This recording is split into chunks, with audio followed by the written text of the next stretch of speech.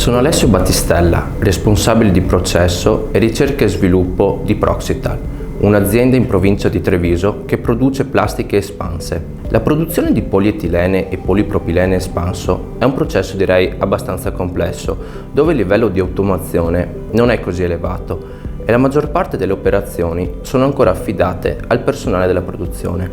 Lavoriamo a ciclo continuo su 3 turni, con una trentina di operatori che ruotano nell'arco della giornata.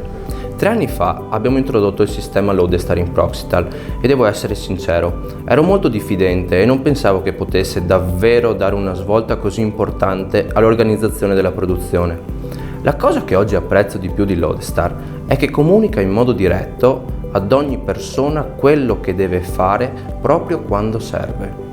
Nel nostro caso ci sono molte attività al contorno della produzione che ogni singolo operatore deve ricordare durante il turno e ogni specifica attività ha un momento preciso e prestabilito in cui deve essere svolta. Se il personale non è adeguatamente formato e qualificato per il ruolo che sta svolgendo, è davvero difficile riuscire a mantenere un'elevata efficienza del processo.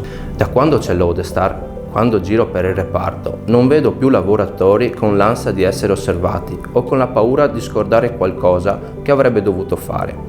Quando le loro attività sullo smartwatch sono in orario, possono stare tranquilli.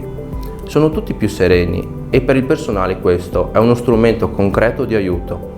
Posso tranquillamente affermare che oggi togliere il Lodestar sarebbe un problema.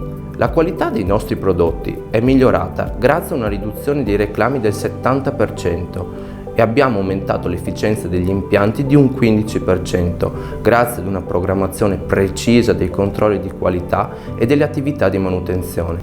La caratteristica che più mi ha colpito di Lodestar è la sua semplicità di utilizzo e logica di funzionamento.